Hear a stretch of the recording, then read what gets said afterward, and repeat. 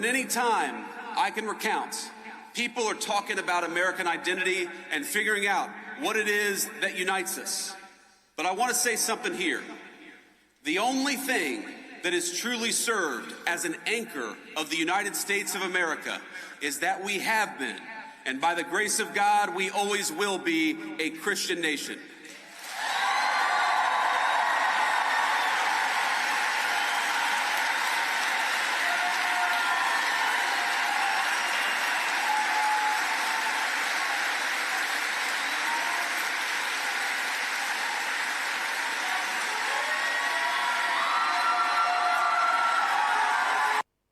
თარგმნოთ. შინაარსი არის შემდეგი, ვენსი ამბობს, რომ მუდმივად არსებობს მსჯელობა და განხილვა კითხვის, რა არის ამერიკელობის მთავარი იდენტობა, რა განსაზღვრავს ამერიკელობის მთავარ შინაარსს და შეიძლება სხვა პასუხები წარმოედგინოთ, მაგრამ სინამდვილეში ამერიკელობის მთავარი შინაარსი, მთავარი ფუნდამენტი, რაც აერთიანებს ჩვენს სახელმწიფოს არის ის ფაქტი, რომ ჩვენ ყოველთვის ვიყავით და ყოველთვის ვიქნებით ქრისტიანული ნაცია. ეს იყო შინაარსი. ის უნდა სანამ შემდეგ იმასაც ჩავთოთ, მან ის უნდა ითქვას, რომ თვითონ ეგ განცხადება არის, რა თქმა უნდა, კარგი. ის კონტექსტი, რომ აი ქრისტიანობაზე როგორც სახელმწიფო იდენტობაზე ხაზგასმა არის თვითონ როგორც ფაქტი ძალიან კარგი ხა. ნუ მე პირადად ახლა იმაში არ ვეთანხმები, რომ ამერიკა ყოველთვის იყო და არის ქრისტიანული იდენტობის მქონე ქვეყანა. ეგ მთლად ეგ არ შეესაბამება სიმართლეს. სამწუხაროდ ამერიკა არ იყო მთლად ქრისტიანული იდენტობის მქონე ქვეყანა, მაგრამ აქ ლაპარაკი სხვა რამეზე, აქ ანუ შეფასება რო გავაკეთოთ, შეფასებას კუთხით მაგის განცხადების დონეზე დეკლარირება და მაგის პოლიტიკური ფიგურებისგან ხაზგასმა არის, რა თქმა უნდა, კარგი ფაქტი. მე მაგალითად მივესალმებოდი მაგის ხაზგასმას საქართველოშიც. ანუ საქართველოშიც ასეთი განცხადებებს არ კეთდება. ანუ მე მაგალითად მივესალმებოდი მთავრობის წარმომადგენლები, რომ განცხადებს აკეთებდნენ საქართველოში, რომ საქართველოს იდენტობის განსაზღვრელი არის ქრისტიანობა. ეგრე უნდა იყოს, რა თქმა უნდა. ძალიან მნიშვნელოვანია, აი მიუხედავად იმისა, რომ აი ამერიკის თუნდაც ყოველ შემთხვევაში წინამორბედი კონსერვატორი პოლიტიკოსები ქრისტიანობის მნიშვნელობას არასოდეს არ უარყოფდნენ, მაგრამ ერთ მნიშვნელოვნად, პრიორიტეტულად ქრისტიანობის დასახელება ასეთი რაღაც არ მოხდარა. ამერიკელები ყოველთვის ამბობდნენ, აი ჩვენთვის მნიშვნელოვანია თავისუფლება. ჩვენთვის მნიშვნელოვანია ადამიანის უფლებები. ეგ არ გაუჟღერებია ჯეი-დი ვენსი. სახელმწიფოს ადრე ამერიკელები ამბობდნენ, რომ ამერიკის სახელმწიფოს ფუნდამენტია რაღაც ყბადაღებული თავისუფლება, რას ნიშნავს ეს თავისუფლება? აი ეპშტეინის კუნძულზე ნიშნავს თავისუფლება, კი ბატონო. იქ რომ შეგიძლია მოხვდე. ეგ ალბათ მაგას გულისხმობდნენ. ამერიკელი წინამორბედი პოლიტიკოსები არასოდეს არ ასახელებდნენ სახელმწიფოს ფუნდამენტს, ქრისტიანობას. კიდევ ერთხელ ვიმეორებ, ზოგიერთი კონსერვატორი, სპიკერი მნიშვნელოვან ღირებულება თვლიდა, მაგრამ დეკლარირებულად, ასე ერთმნიშვნელოვნად არასოდეს არ გამოუცხადებიან. ეს არის ნონსენსი, რასაც ამბობს ახლა. კი, ეს ცვლილება ხდება ამერიკაში. თავდაყირა აყენებს. ეს თავდაყირა აყენებს ყველაფერს. ანუ ქვეყნის ფუნდამენტად ქრისტიანობის გამოცხადება, ეს სულ სხვა რაღაცას ნიშნავს. ეს უკვე იმ რაღაცა ადამიანის უფლებების რაღაცა გაურკვეველ იმებთან, რაღაცა ნორმებთან წინააღმდეგობაში მოდის. ზედიტო ქრისტიანობა ყველაფრის უფლებებს არ იცავს. ქრისტიანობა ყველაფრის თავისუფლებას არ იცავს. ქრისტიანობა აღიარებს იერარქიას, დისციპლინას, წესებს, ყველა არ არის ქრისტიანობაში თანასწორი. ქრისტიანობაში არის იერარქია. კი, ქრისტიანობის მიხედვით არსებობს ამორალური ხალხი და არსებობს ცუდი ადამიანები არსებობენ, კარგი ადამიანები არსებობენ ბოროტი ადამიანები და არსებობენ კეთილი ადამიანები. მათ შორის ბოროტი საქციელი და კეთილი საქციელი. ანუ ამ საკითხის რასაც ჩვენ მივესალმეთ, ჩვენც მაგას ვითხოვთ. ჩვენ საერთოდ ჩვენი პოლიტიკური გუნდის ერთ-ერთი პოსტულატია, რომ საქართველოში ავაშენოთ ქრისტიანული დემოკრატია. საერთოდ ცნება ქრისტიანული დემოკრატია საქართველოში დიდწილად ჩვენგან ჟღერდება. ჯერ არ არის ეს კარგად ფეხმოკიდებული და ბევრი ვერ იაზრებს, მაგრამ ჩვენი ამოცანაც სწორედ ეს უნდა იყოს, რომ საქართველოში ავაშენოთ ქრისტიანულ ღირებულებებზე დამყარებული დემოკრატია. არალიბერალური დემოკრატია, რომელიც ეხლა გვაქვს, რომელიც ანადგურებს ამ ქვეყანას. და სინამდვილეში დემოკრატიაც არ არის, უკვე დემოკრატიის ნიშან-თვისებებიც უკვე აღარ არსებობს და ძალიან დევალვირებული და გაცვეთილია უკვე სამწუხაროდ ეს სიტყვა. არადა სიტყვა დემოკრატია ცუც არაფერს არ ნიშნავს. ქართველები საკმაოდ დემოკრატიული ხალხი ვართ. დემოკრატია ნიშნავს უმრავლესობის არჩევანის მიღებას, ხო? ჩვენს ტრადიციებში, ჩვენს წარსულში ძალიან ბევრი მაგალითია დემოკრატიული მმართველობის, ხო, როდესაც ჯდებოდნენ და თავად ირჩევდნენ, შენ იქნები ხევისბერი, შენ იქნები რაღაცა სარდალი და ასე შემდეგ. ეგ უბრალოდ ლიბერალურმა დემოკრატიამ ძალიან რეპუტაციული ზიანი მიაყენა. ხო და ეს რასაც ახლა ამბობს JD Vance, ჩემი აზრით რევოლუციური განცხადებებია და სულ ამ მიმართულებით წავა ეს შემთხვევით არ ხდება, ეგეც ნიშანდობლივია. შემთხვევით არ დაებადა აი ამ ახალგაზრდა ამერიკელ კონსერვატორებში, შემთხვევით არ არის მოთხოვნა, რომ ჩვენი ფუნდამენტი უნდა იყოს ქრისტიანობა, ჩვენ ქრისტიანული სახელმწიფო უნდა ავაშენოთ.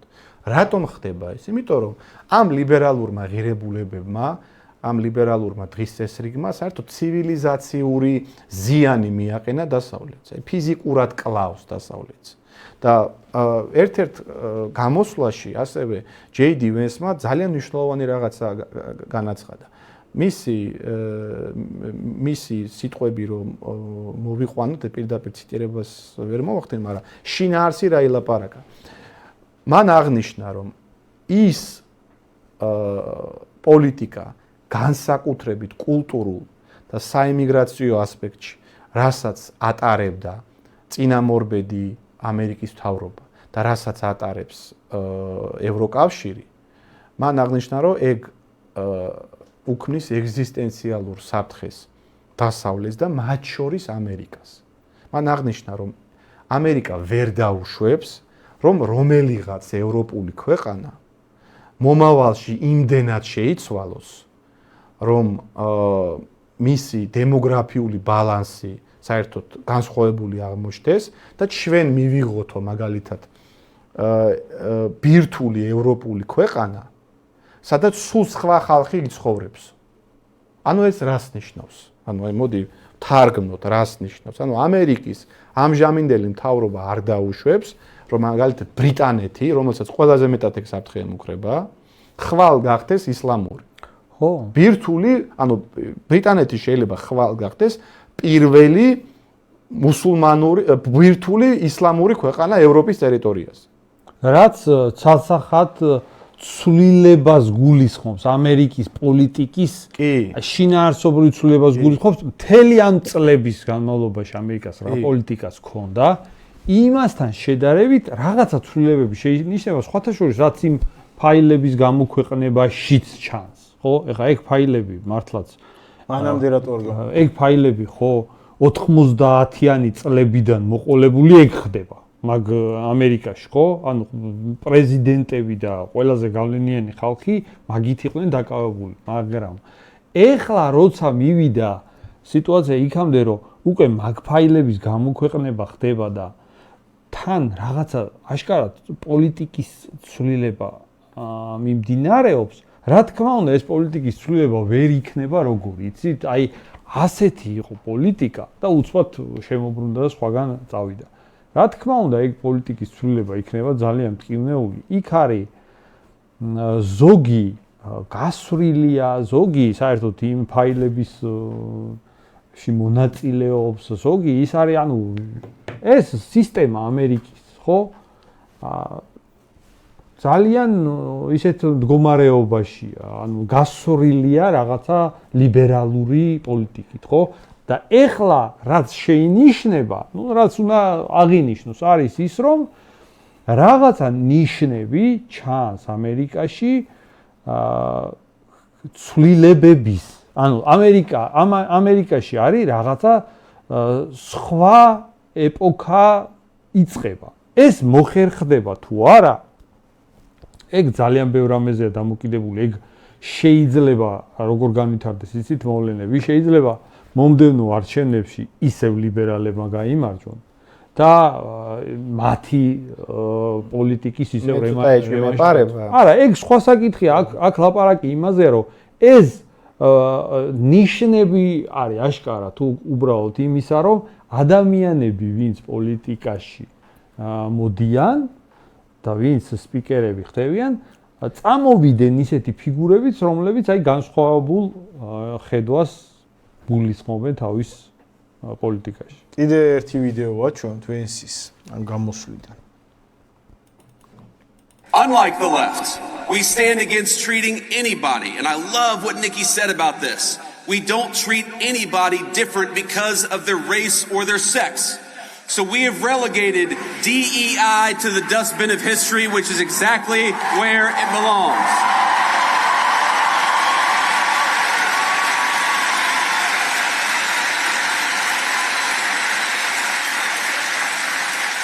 In the United States of America, you don't have to apologize for being white anymore.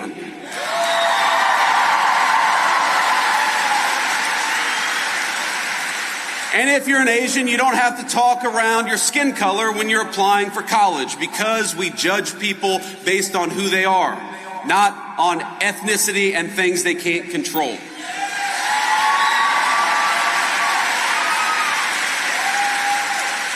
We don't persecute you for being male, for being straight, for being gay, for being anything. The only thing that we demand is that you be a great American patriot, and if you're that, you are very much on our team.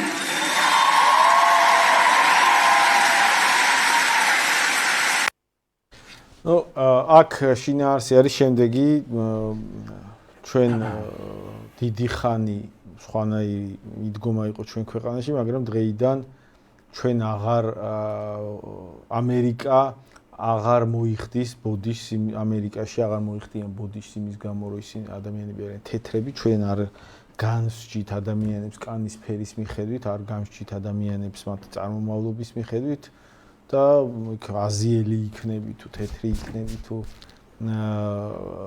კაცი იქნები თუ გეი იქნები, ეგეც თქვა, ეგ ამერიკელების მაინც შემორჩენილი არცადარწო მაინც ვერ გამოვიდნენ ამ თავის ეპშტეინური კუნძულებით ეგ არ წარმოიდგენთ ფესვები ძალიან აღარ მათარი ხო აქ საუბარი იმაზეა რომ თეთრკანიანებს სინამდვილეში დაჩმორებულები ყავდათ ამერიკაში თეთრკანიანები და იქ რაღაც აღტაცებული ტაში შეხვდნენ იმ ფაქტს რომ თეთრკანიანი რო ხარ ამისთვის ბოდიშს აღარ მოვიხდით ამერიკაში ეს იყო გზავნილი, ოღონდ მე მთლად დარწმუნებული არა ვარ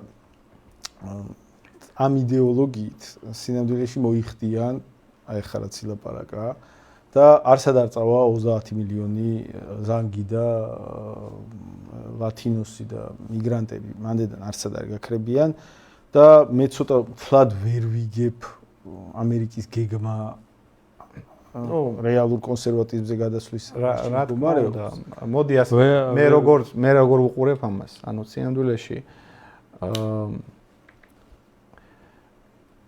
2024 წლამდე ამერიკაში იყო სულ სხვა რაღაც წესები დამკვიდრებული მათ შორის სისტემურ დონეზე მან ასევე ამ გამოსვლაში აღნიშნა რომ ჩვენ უნდა უარყოთ აი ეს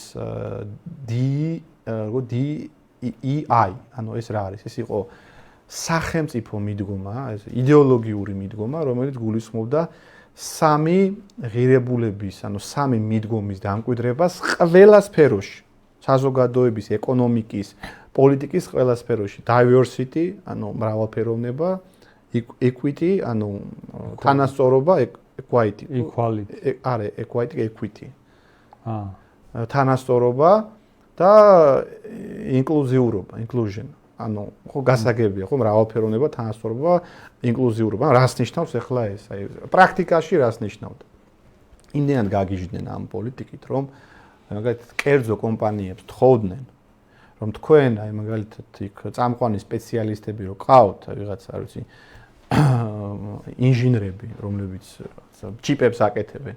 იქ რატო არიან სულ ან ჩინელები, ან თეთკანიანები, ცოტა განსხვავებულობა შეიტანა. განსხვავებული კვოტები დანიშნეთ, ანუ რეალურად ნიშნავს, ხელოვნურად გაამრავალფეროვნეთ ეს ხალხი, ანუ თუ თეთკანიანი რაღაცას მიაღწია, რატომ მიაღწია, მოდი ხელოვნურად ჩავსვათ მის ადგილას ვიღაცა შავი, ან მექსიკელი, ან ვიღაცა ტრანსგენდერი, ან ვიღაცა მსუქანი მახინჯი ფემინისტი. ანუ ამან გამოიწვია ძალიან დიდი უბედურება, აი პრაქტიკულად ყველაფრის ხარისხი მოშალა, ხო? აი ფოტოჟურის ერთ-ერთი ცნობილი кейსია ფლორიდაში ქალებისგან შემდგარმა არქიტექტორებმა, აი სულ თლიანად ეს არქიტექტორები იყვნენ ქალები. აი ამ პოლიტიკის შედეგად ააშენეს ხიდი და ეს ხიდი ძალიან მალე დაინგრა. ნამდვილი ამბავია. ანუ რეალურად ესეთი რაღაცეები ხდებოდა, ანუ ხელოვნურად კვოტირებულმა აი ამ უმცირესობებმა, ფემინისტმა ქალებმა, ტრანსგენდერებმა აი ჰოლივუდი რას დაამსგავსეს, ბიზნესი რას დაამსგავსეს, პოლიტიკა რას დაამსგავსეს და რეალურად ეკო თან პარალელურად რა სოუში იხარშებოდა ეს პოლიტიკა, რომ თეთკანიანები არიან რასისტები, თეთკანიანები არიან დამნაშავეები, აპრიორი რო იბადება ამერიკაში თეთკანიანი უკვე დამნაშავეა და ბოდიში უნდა მოეხადა ზანგისთვის, იმიტომ რომ 200 წლის წინ რაღაცა მონობაში ყავდა და თეთკანიანების უფლებები უნდა შეიკვეცოს. ანუ პოზიტიური დისკრიმინაციის ცნებაც გაჩნდა ვიღაც რაღაცა ჯგუფებს სახელმწიფო დონეზე სამართლებრივი კუთხით პრივილეგიები უნდა მიენიჭოს და ნუ ამ სიგიჟეებზე ახლა ამერიკა ამბობს უარს. მე მესმის რომ ახლა ჩვენი კონსერვატიული გადმოსახედიდან ამერიკელები მათ შორის ვენსის ყაიდის კალიბრის კონსერვატორები ცოტა ლაით კონსერვატორებად მიგვაჩნია, მაგრამ ჩვენ უნდა აღვიქვათ ამ გემის შემოbrunება რა მიმართულებიდან ხდება, ხო? ანუ საერთოდ სხვა სიგიჟეში იყვნენ, რაღაც ჭაობში, ამ გენდერულ ჭაობში, ამ საგიჟეთში იყო ამერიკა და ეხლა ნელ-ნელა უხვევს კი, უბრალოდ რამდენად მოახერხებს, ეგ უკვე სხვა საკითხია. მაგრამ ჩვენთვის რა არის მნიშვნელოვანი? მე ცოტა სკეპტიკურად უყურებ ზოგადად ამერიკას. ამერიკა რამდენად საერთოდ ფეხზე წამოდგება, მაგას მე სკეპტიკურად უყურებ. და გეტყვი რატომ? სინამდვილეში ამერიკის სიდიადე და სიძლიერე თავის დროზე პირდაპირ კაცო დამოკიდებული იყო იმაზე, რომ მოსახლეობის 95% თეთკანიანი იყო. თეთკანიანი ევროპული კულტურა იყო. ერთმანეთში კონფლიქტები არ ხდებოდა. კი, იქ იყო განსხვავება ამ თეთკანიანებში, ზოგიერთი პროტესტანტი იყო, ზოგიერთი კათოლიკე იყო, მაგრამ ევროპელები იყვნენ. და ამ წარმომავლობის ნიადაგზე და ქრისტიანები იყვნენ, წარმომავლობის ნიადაგზე კონფლიქტები არ ხდებოდა. დღეს თეთკანიანი ამერიკაში არის 60%. დანარჩენი 40% არის ან ნეგროიდული რასის, ან ლათინოსები და შერეული აზიელები. ანუ ამ ხალხს საერთოდ განსხვავებული იდეოლოგიური და კულტურული შინაარსი აქვს. კი, ნაწილი ამ ადამიანების ინტეგრირდება ამ ამერიკულ ერთიან სოციუმში, რაზეც JD Vance საუბრობს, მაგრამ უმრავლესობა ჯერ არ აპირებს, ანუ აი ამ ამერიკაში ინტეგრაციას, რა ამერიკასაც JD Vance და მისი გუნდი უჭერს ხარს.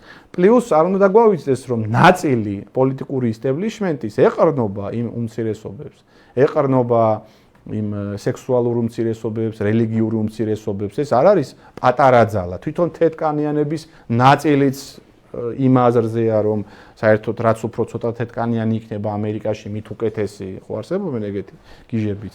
ამიტომ ამერიკა რამდენად მოახერხებს აი ამ მრავალფეროვნების, აი ამ აჯაფსანდალის ფონზე კлау ძლიერი გახდეს, მე ცოტა სკეპტიკურად უყურებ. კი, იმიტომ რომ მან როგორი რაღაცა იცი, ეხლა სინამდვილეში გარკვეულწილად სიმართლეა, რომ ეს ტალღა, ესეთი ტრამპისტული მოძრაობის არის, გარკვეულწილად თეთრი რასისტების კონტრშეტევის მცდელობა. უბრალოდ ისინი აკორექტირებენ საკუთარ ტექსტებს, საკუთარ პოზიციებს, მათ შორის მათი პოზიციები ნაკლებ ქრისტიანული, უფრო რასისტული პოზიციები აქვს. თან მაგალითად საქართველოში კონსერვატიზმის შინაარსი არის ქრისტიანული. მაგრამ აი ამერიკაში ეს კონტრ რეაქცია თეთრკანიანი მოსახლეობის იქიდან გამომდინარე, რომ ასეთი უფრო ხანგრძლივი ისტორია აქვს მათ ლიბერალიზაციის და ქრისტიანობისგან ქრისტიანობის გავლენისგან გამოსვლის, ხო? მათში იყო რაღაც ანტიქრისტიანული დომინირებდა ანტიქრისტიანული პოლიტიკური დღის წესრიგი ძალიან დიდი ხნის განმავლობაში. და მაგან დაამჩნია თაობებს უზარმაზარი კვალი, ხო? აქედან გამომდინარე სინამდვილეში ხა ნაკლებ ქრისტიანული შინაარსი აქვს ამ ეგრეთ წოდებულ კონსერვატიულ რეაქციას. ნაკლებად და უფრო რასისტული შინაარსი აქვს. ოღონ ამ შინაარს თან ახლავს ბევრად დიდი უკუცემა და ბევრად ნაკლები პოტენციალი, ვიდრე იმ შემთხვევაში იქნებოდა ეს რომ ყოფილიყო მართლა ქრისტიანული კონსერვატიზმი. გაბუნებრივი ეტყობა. ანუ ეგ როგორი რაღაცა იცი? ნამდვილად ქრისტიანული რომ ყოფილიყო კონსერვატიზმი ამერიკაში, ეგ შეეტყობოდა მათ პოლიტიკას, განცხადებს ყველაფერს და შესაბამისად ბევრად უფრო ეფექტური იქნება.